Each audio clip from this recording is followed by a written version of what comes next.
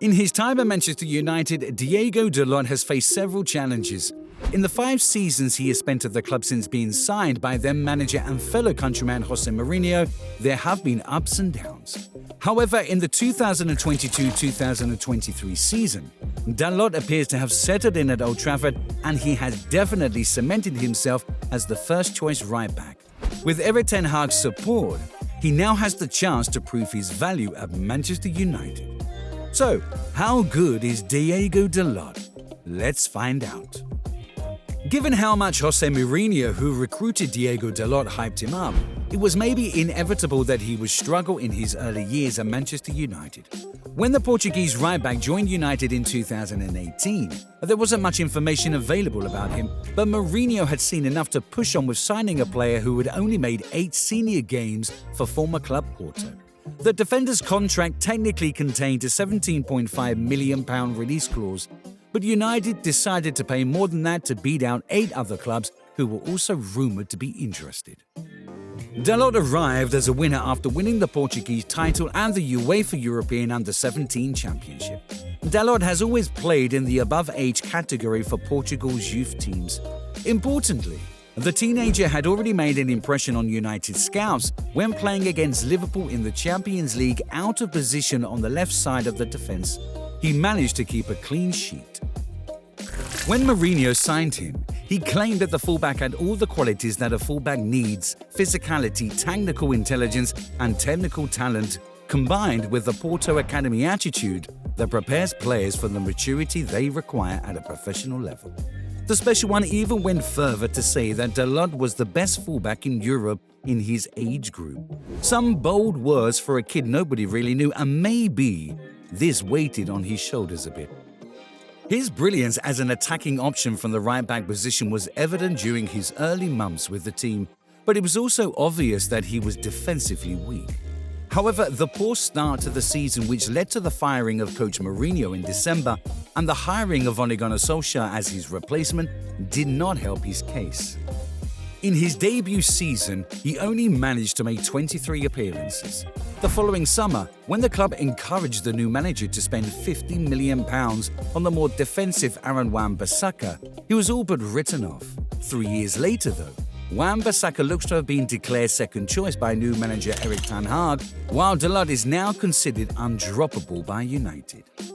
Dalot spent his first 2 seasons serving as Ashley Young and Antonio Valencia's understudy after being brought in to replace them. Ole Gunnar Solskjaer, a club legend, replaced Mourinho after he was fired, and he immediately reorganised his backline. Aaron Wan-Bissaka joined from Crystal Palace for an eye-watering contentious price of £50 million in his first summer in charge. Dalot quickly realised his game time would be restricted, so he requested to go out on loan. He got his wish and was loaned to AC Milan in the summer of 2020. With AC Milan, Dalot discovered that he was loving Italian football and quickly became a fan favourite thanks to his incredibly exciting fullback partnership with Theo Hernandez. And they combined to produce 8 goals and 6 assists. Dalot is a natural talented football player who loves to do the step over like his teammate Cristiano Ronaldo. His ability to invert, to come inside and feel at ease playing in midfield seemed to have improved at Milan. In addition to being able to retain the width, he has developed into a capable ball carrier who consistently drives United up the field with strong, driving runs from deep. His club teammate Luke Shaw, who plays the same role on the other wing, and his national teammate João Cancelo, who plays for City, are also famous for playing this role at an outstanding level, but both play comparable roles. His versatility, which he used to offer depth to the left side occasionally by filling in at left back when Theo Hernandez wasn't available, was another part of this player's game that we saw during his time in northern Italy. He made 6 appearances in that position. Due to his versatility, Dalot was able to play both left and right back during the season. As a result, he became a crucial member of the AC Milan squad, helping Milan secure second place in the Serie A in 2020 and 2021 and return to the UEFA Champions League. He was able to play frequently during his time at Milan, making 33 appearances, scoring 2 goals and giving out 3 assists. As Dalot often stated, in Italy he was able to strengthen his defense without sacrificing his offensive prowess. In contrast to his teammate Wan-Bissaka, who is hesitant or even unable to execute more technically demanding passes, Dalot has demonstrated his ability to execute a variety of passes in many different situations.